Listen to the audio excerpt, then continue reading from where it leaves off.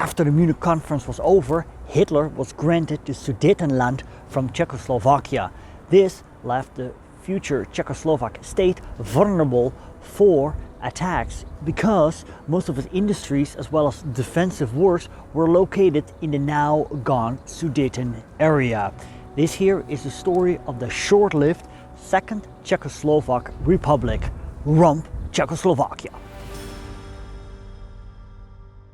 Welcome back on the channel. If you're new, I'm Stefan. I'm a Dutch history teacher. I like to cover history on location in videos like this, and here I'm going to cover short-lived states, and I'm all about that. So if you find this stuff interesting, consider subscribing, hit the notification bell, and when you're done watching this video, check out the other short-lived states that I covered in the playlist. Czechoslovakia was proclaimed near the end of October 1918, when the Austro-Hungarian Empire was crumbling.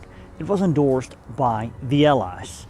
But Czechoslovakia did not only contain Czechs and Slovaks, also many Germans, Ruthenes, Hungarians and Poles lived in the area. And this mixed population would lead to territorial disputes in the years to come. Before World War II, Czechoslovakia would be dismembered. In 1938, the Sudeten crisis occurred. Hitler, now leader of Germany, wanted the Sudeten area from Czechoslovakia because of its many ethnic Germans living there. France and Britain, they applied an appeasement policy. They wanted to give in to Hitler, hoping he would stop making demands. And the Munich conference was organized, where the prime ministers of Britain and France came together to discuss the matter with Hitler, and Benito Mussolini was there also. Who was not invited were representatives of Czechoslovakia. It was decided that Hitler would get the Sudeten area. The Munich conference is here known as the Munich betrayal. The aftermath of Munich was a disaster for Czechoslovakia, as it raised questions about the fundamental aspects of the state's independence. This was particularly devastating for the Czechs, who, unlike the majority of Slovaks, Germans, Ruthenians, Hungarians and Poles, viewed the state as synonymous for both their national and political ambitions. The blow to Czechoslovak statehood was so severe that it led to skepticism about the state's legitimacy and its very existence. The crisis which struck Czechoslovakia after Munich touched all imaginable areas and dimensions of social life. Wide strata of the population suffered intense depression, disappointment and bitterness over the betrayal of their allies, and shock that after a mere 20 years of independent statehood, its existence and future were shaken to its very foundations. Apart from social and political, there were economic shocks as well, since many of the Czechoslovak industries were located in the Sudeten area that was now ceded to Germany. And the same goes for the defensive works. On the 2nd of November 1938, Slovakia and Subcarpathian Ruthenia had to deal with the aftermath of the First Vienna Arbitration, which resulted in Hungary being given control of a 41,098 square kilometer portion of their territory. The decision had oppressive consequences for both regions.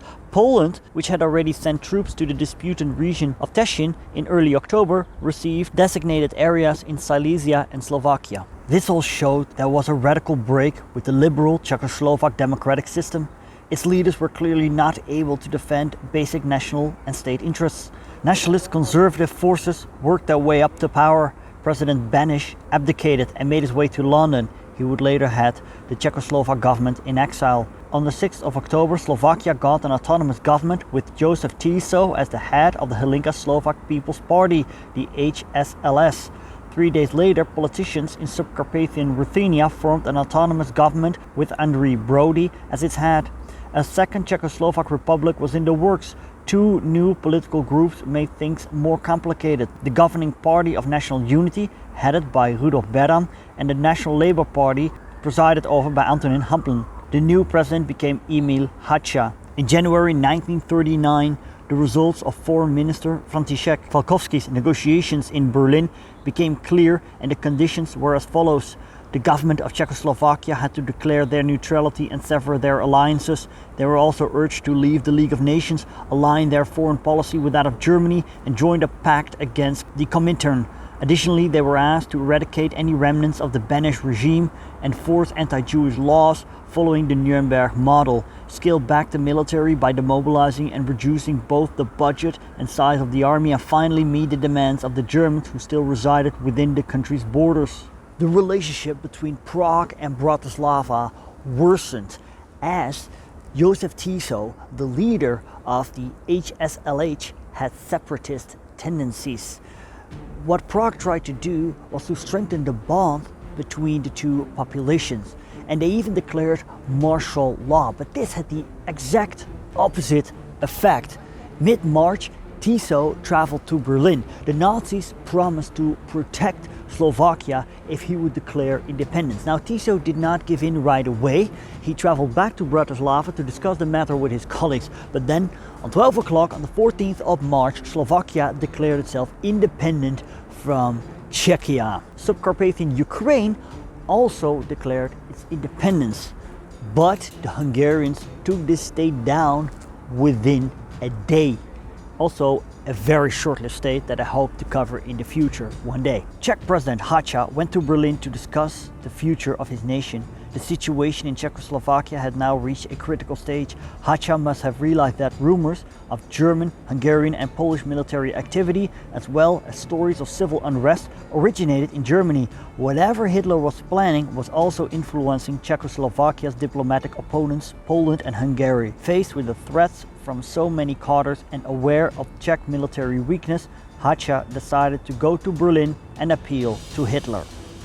When Hacha was in Berlin, he was subjected to Nazi threats for 3 hours straight. For example, Luftwaffe Commander Hermann Göring, he threatened to bomb Prague flat if Hacha did not comply. It led to a physical breakdown of a man who was already in ill health as he fainted. As the German troops amassed near the Czech border, it seemed imminent that a German takeover was coming. Eventually, the Czechoslovak troops were ordered to stand down, except for one brief confrontation which took place at the Čačánek barracks, where Czech soldiers fought against the Germans.